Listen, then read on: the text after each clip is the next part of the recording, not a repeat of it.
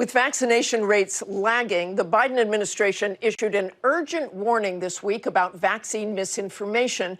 Joining me now, Surgeon General Vivek Murthy. Thank you very much for joining us this morning. Doctor, I want to start with LA and those other counties now requiring masks, which is, as we have said, counter to the CDC guidance.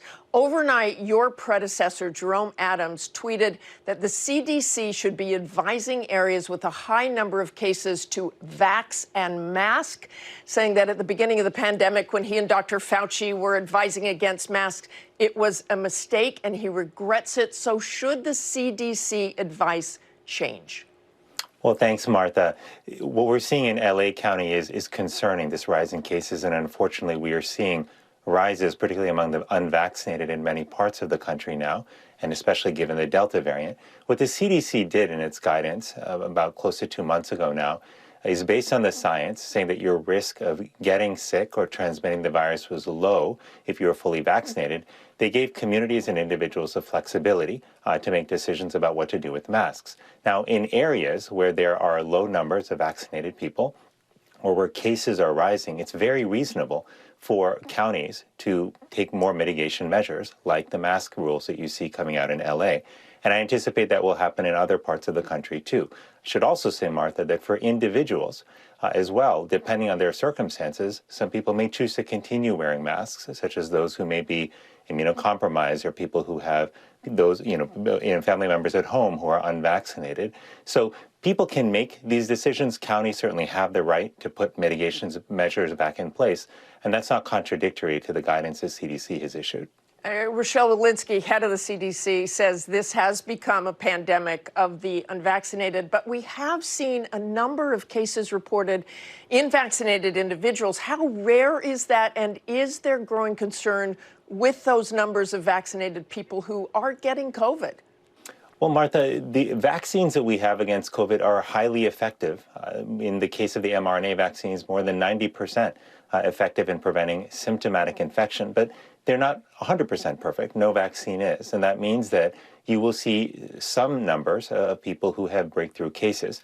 But there are two things to know about that. One is that those numbers will be small. Keep in mind, we've vaccinated millions and millions of people in the United States. We have, in fact, more than 160 million people who are fully vaccinated right now. So you will see numbers, a small minority of people who do have breakthrough infections. But here's the other thing to know, is that when you are fully vaccinated, even if you do have a breakthrough infection, it's much more likely that that infection will be either asymptomatic or mild.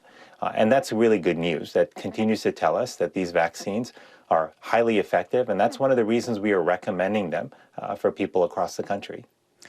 Do you believe that part of these new mask mandates for the vaccinated, like in LA County, is because there's just no way of telling whether unmasked people are vaccinated or not? Is that part of the problem here?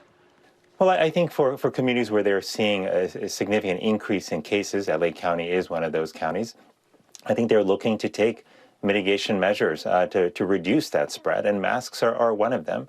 Look, we saw this during the last year of the pandemic, that when you have large numbers of people gathering in indoor spaces, that is the right setup for COVID-19 to spread.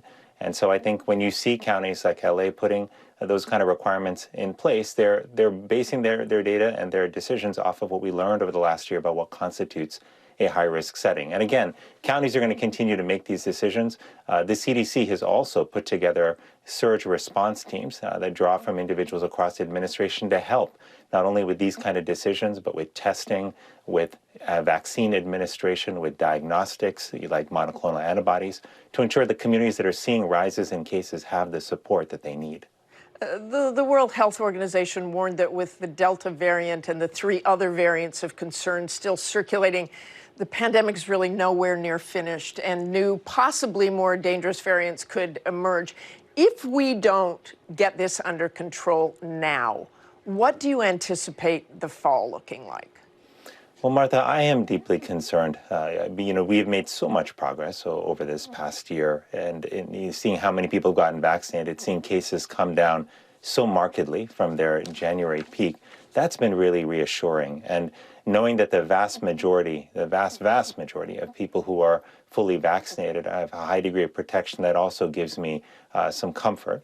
But what I worry about, Martha, is that we still have millions of people in our country who are not vaccinated. We have to still protect our children under 12 who don't have a vaccine available to them. And I want to focus on the kids for a moment here, because this is such an important point we don't talk about enough. For our children under 12, and I say that as a dad who's got 2 kids who are 4 and 3 and who don't have a vaccine available to them yet, our kids depend on us, the people around them, being protected, being vaccinated in order to shield them from the virus.